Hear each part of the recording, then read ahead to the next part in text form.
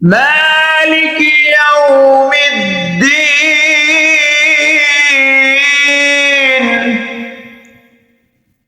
কিয়ামতের দিবসের মালিক।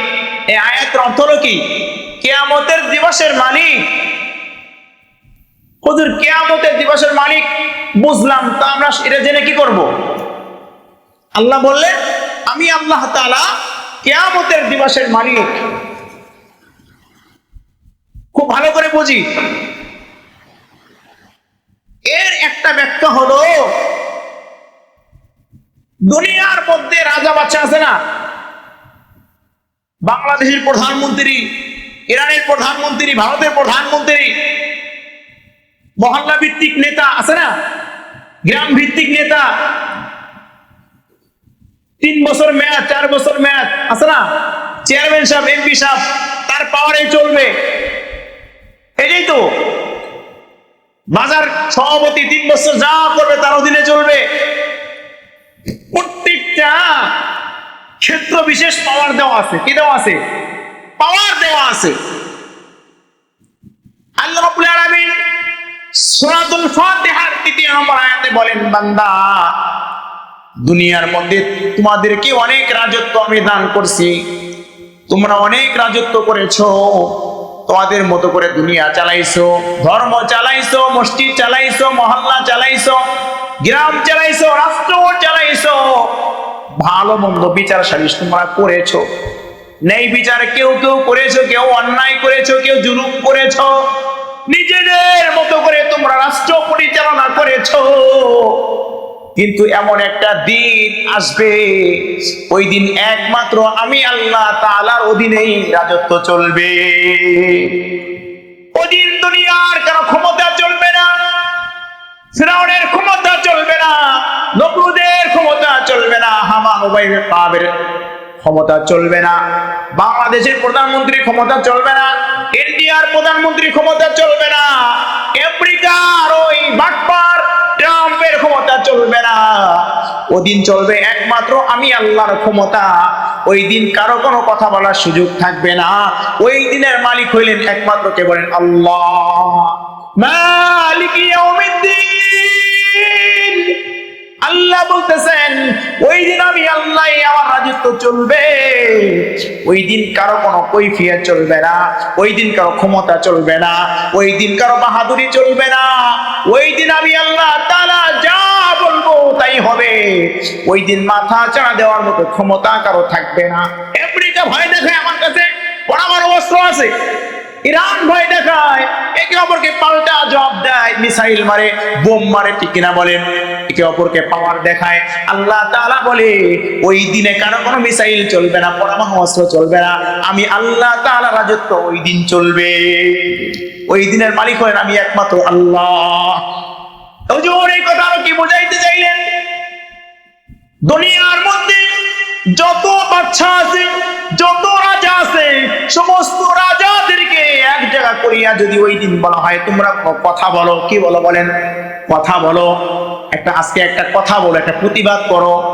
ওই দিন না দুনিয়ার মধ্যে কত বাটপাড়ি দেখাইলা, কত ক্ষমতা দেখাইলা, কত জুলুম অত্যাচার করলা, একজনকে মারতে গেলে আরেকজন বাধা দাও, বিনা কারণে কাউকে প্রতিশোধ নেওয়ার চেষ্টা করছো, জুলুম করছো। আজকে তোমরা কেউ কথা বলো, ওই দিন সবার মাথাটা নিচু হয়ে যাবে। এমনকি দুনিয়ার মধ্যে 1 লক্ষ বা 2 লক্ষ মতান্তরের 24,000 পয়গম্বর এসেছেন, সমস্ত নবীদের মাথা পর্যন্ত নিচু হয়ে যাবে। ওই দিন আমার আল্লাহর দিকে তাকায়া কথা বলার মতো সাহস কারো থাকবে না। আল্লাহ বলেন মালিক ইয়াউমিদ্দিন। এই মালিক ইয়াউমিদ্দিনটা ব্যাখ্যা হলো বিচার দিবসের মালিক। বিচার দিবসের মালিক। ওই দিন কোন রাজা কথা বলতে পারবে না, কোন মন্ত্রী কথা বলতে পারবে না। এমনকি পৃথিবীর বুকে যত নবী এসেছে, বাবা আদম আলাইহিস সালাতু ওয়াস সালাম থেকে নিয়ে আমাদের নবী জনাবে মুহাম্মদ সাল্লাল্লাহু আলাইহি ওয়াসাল্লাম পর্যন্ত যত আম্বিয়া আসছে, কোন আম্বিয়া আলাইহিস সালাতু ওয়াস সালাম ওই দিন কথা বলার মতো সাহস পাবে না। উম্মতেরা, মুসার উম্মতেরা, ঈসার উম্মতেরা এক কথা আদম আলাইহিস আলাইহিস সালাম থেকে নিয়ে শেষ জামানার উম্মতরা পর্যন্ত ওই দিন প্রচন্ড ভাবে সবাই একেবারে নিস্তব্ধ হয়ে যাবে।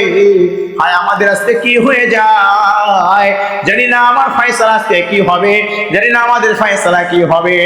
আপনারা অনেকেই শুনে থাকেন যে আল্লাহ তাআলা ওই কিয়ামতের ময়দানটা হবে চিটিয়াল ময়দান। মরুভূমি যারা সৌদি আরবে গিয়েছেন, বিভিন্ন এলাকায় গিয়েছেন, কোনো গাছপালা নাই। দুনিয়ার মধ্যে তো একটু রোদ পড়লে আমরা একটা গাছের নিচে দাঁড়াই, ঠিক কিনা বলেন? পাশে একটা কূপ থেকে পানি খাওয়ার ব্যবস্থা থাকে, কত কিছু ব্যবস্থা থাকে। কিন্তু কিয়ামতের মাঠটা হবে এমন একটা মাঠ, কোনো পানির ব্যবস্থা থাকবে না, কোনো ছায়ার ব্যবস্থা থাকবে না। চিটিয়াল ময়দান, মরুভূমি। ওই আরাফার ময়দানটাই হবে কিন্তু কিয়ামতের মাঠের মঞ্চ হবে। মিনারা আরাফার ময়দান তো হবে কিয়ামতের মাঠের মঞ্চ। মানুষগুলা দৌড়াই থাকবে। এমনকি হাদিসের মধ্যে আসছে মানুষগুলা নিজের ঘামের মধ্যে, মানে পেরেশানি, চিন্তায় নিজের শরীর দিয়ে ঘাম বের হবে। ঘামতে এক পর্যায়ে নিজের ঘামের মধ্যে নিজে হাবুডুবু খাবে। সে সাঁতার কাটতে থাকবে নিজের পেরেশানির যন্ত্রণায়। আধাত উপরে সূর্য থাকবে, আধা লক্ষ কোটি, 13 লক্ষ কোটি দূরে সূর্য। আপনারা হয়তো জানেন না সূর্যটা 13টা মুখ আছে। কয়টা মুখ বলেন? বলো কয়টা মুখ? 13টা মুখ। কয়টা মুখ বলেন? 13টা মুখ সূর্য, 13টা মুখ। এই 13টা মুখটাই সূর্যের মুখটা কিন্তু উপর দিকে দেওয়া। মালিক ইয়াউমিদ্দিন, এটা কেমন দিন একটু বুঝাইতে চাই আপনাদের মাঝে।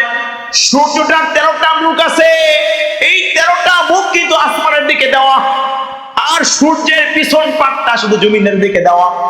এটা আপনারা অনেকেই ব্যাখ্যা জানেন না। মালিক ইয়াউমিদ্দিন এমন একটা দিন, সূর্যের 13টা মুখ আছে, 13টা মুখটাই আসমানের দিকে দেওয়া, একমাত্র সূর্যের পিছন পাটটা জমিনের দিকে দেওয়া। এরপরেও চৈত্র মাস যখন আসে আমরা কিন্তু মাঠের মধ্যে কাজ করতে পারি না, ঠিক কিনা বলে? 13 কোটি, তার চাইতেও বেশি দূর সূর্যটা। এরপরে 13টা মুখের মধ্যে উল্টা সূর্যটা দেওয়া আছে।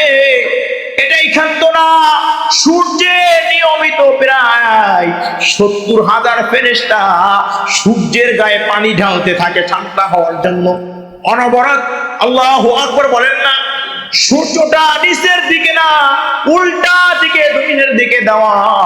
আর সূর্যকে পানি ঠান্ডা করার জন্য 70,000 ফেরেশতা ঠান্ডা পানি নিয়মিত সূর্যকে ঢালা হয়। সূর্য উত্তপ্ত হয়েও না আমার বান্দারা দুনিয়ায় বসবাস করতে পারবে না, চলাফেরা করতে পারবে না। এরপরেও যেদিন গরম বেশি হয় আমরা টিকতে পারি না, বড় লোকরা এসি লাগাই, ঠিক কিনা বলেন? জেনারেটর লাগাই, আইপিএস লাগাই, কি জন্য? গরমে সহ্য করতে পারে না। আরে মালিক ইয়াউমিদ্দিন, ওই দিন কোন আইপিএস থাকবে না, জেনারেটর থাকবে না, ওই দিন কোন এসি থাকবে না, এয়ার কন্ডিশন থাকবে না, কোন গাছপালা থাকবে না। সূর্যের মুখগুলা এই দুনিয়াতে তো আমরা জানি উপরে দিকে দেওয়া, আর কিয়ামতের দিন তার 12টা মুখই সিধে করে দেওয়া হবে।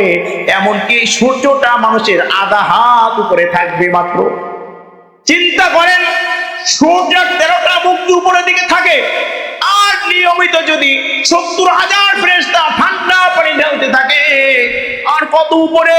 এরপরে সহ্য করতে পারি না। একটু বোঝার বিষয়, মালিক ইয়াউমিদ্দিন এটা কেমন দিন? আল্লাহ বলে সূর্যকে আমি বলবো 13টা মুখই সে একেবারে মানুষের দিকে করে দিবে। আর সূর্যকে বলা হবে তোমার যত ক্ষমতা আছে সূর্য, আজকে তোমার সমস্ত ক্ষমতা প্রয়োগ করো, সমস্ত তাপ তুমি আমার এই গুনাহগার বান্দাকে ছেড়ে দাও। বলেন না আল্লাহু আকবার। 13টা মুখ যদি আধা হাত উপরে ছেড়ে দেয়, বলেন মানুষগুলা গুনাহ হয়ে যাবে, মানুষগুলা গুনাহ হয়ে যাবে। হাদিসের মধ্যে আসছে, যখন আমাদের মা বোনেরা ভাত রান্না